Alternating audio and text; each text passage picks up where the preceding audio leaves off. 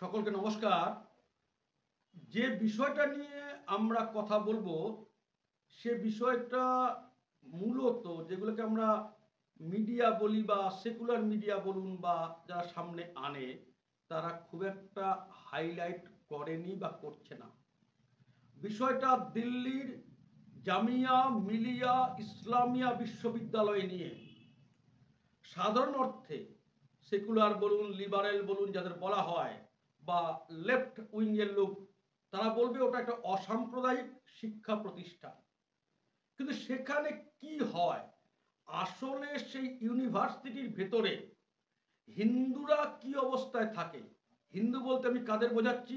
হিন্দু ছাত্রছাত্রী, ফ্যাকাল্টির লোকজন, non teaching staff, professor, তারা সেখানে হিন্দু ছাত্রীদের এই রকম কথাও বলা হয়েছে, বলা হয় হয় তুমি ইসলামে ধর্মান্তরিত হও অথবা তোমাকে ধর্ষণ করা হবে, either convert yourself to Islam or you will be raped.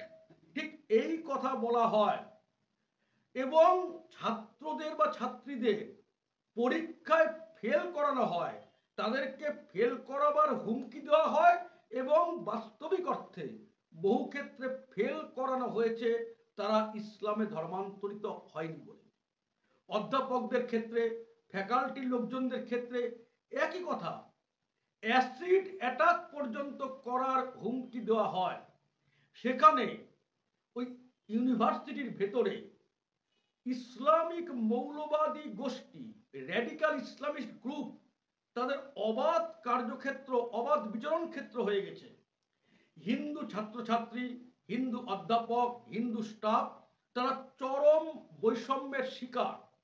তাদেরকে কলমা পড়তে বাধ্য করা হয়, তাদেরকে কলমা পড়তে হয় নিজের চাকরি বা পড়াশোনা ওখানে টিকিয়ে রাখবার জন্যে।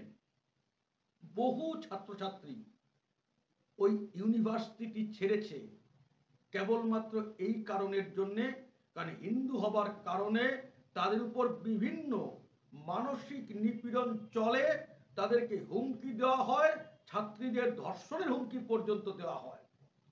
বিষয়টি নিয়ে বহু অভিযোগ দিল্লির একটা এনজিও কল ফর জাস্টিস তাদের কাছে এসেছিল।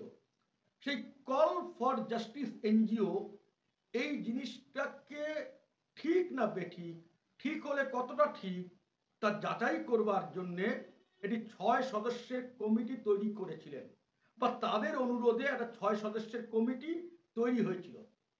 কারা ছিলেন সেই কমিটিতে? দিল্লি হাইকোর্টের একজন প্রাক্তন বিচারপতি, দিল্লির দুজন বর্ষিয়ান আইনজীবী, দিল্লির একজন প্রাক্তন পুলিশ কমিশনার, দিল্লি সরকারের একজন প্রাক্তন সচিব আর একজন সহকারী অধ্যাপক। সেই সহকারী অধ্যাপক মুসলমান। এই 6 জনের কমিটি, এই ফ্যাক্ট ফাইন্ডিং কমিটি ওই ইউনিভার্সিটির বিষয়ে বিভিন্ন ধরনের কথা বলে, সবার সঙ্গে আলোচনা করে বিভিন্ন বিষয়ে তারা খুঁটিনাটি খোঁজ নিয়ে জানিয়েছে এই অভিযোগগুলো সম্পূর্ণ সত্যি। এই অভিযোগগুলোর মধ্যে কোথাও বাড়িয়ে বলা বা মিথ্যা নেই। হিন্দুদের ক্ষেত্রে এইরকম বৈষম্য চলছে ওই দিল্লির জামিয়া মিলিয়া ইসলামিয়া বিশ্ববিদ্যালয়ের মধ্যে। এই ঘটনার আমরা চূড়ান্ত নিন্দা করছি, তীব্র নিন্দা করছি। আর এই ঘটনা সবার চোখ খুলে দেওয়া উচিত ইসলামিক ইউনিভার্সিটিগুলির মধ্যে কি হয়, অন্য ধর্মের লোক যারা মুসলমান না তারা সেখানে কি অবস্থার মধ্যে সময় কাটায় বা পড়াশোনা করে বা শিক্ষকতা করে, এই জিনিস সবার নজরে আনা দরকার। তার জন্যে আমরা কল ফর জাস্টিস এই এনজিওকে আন্তরিক ধন্যবাদ জানাচ্ছি এবং এই মানুষগুলো যারা এই কাজ দিনের পর দিন চালিয়ে যাচ্ছে তাদেরকে বিচারের আওতায় আনার দাবি জানাচ্ছি। এখন পর্যন্ত কিন্তু ওই ইউনিভার্সিটি কর্তৃপক্ষ এই বিষয়ে একটি কথাও বলেনি।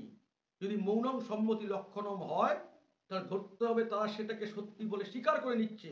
এই মানুষগুলোকে বিচারের আওতায় আনতে হবে আর সবাইকে এই বিষয়ে সজাগ থাকতে হবে।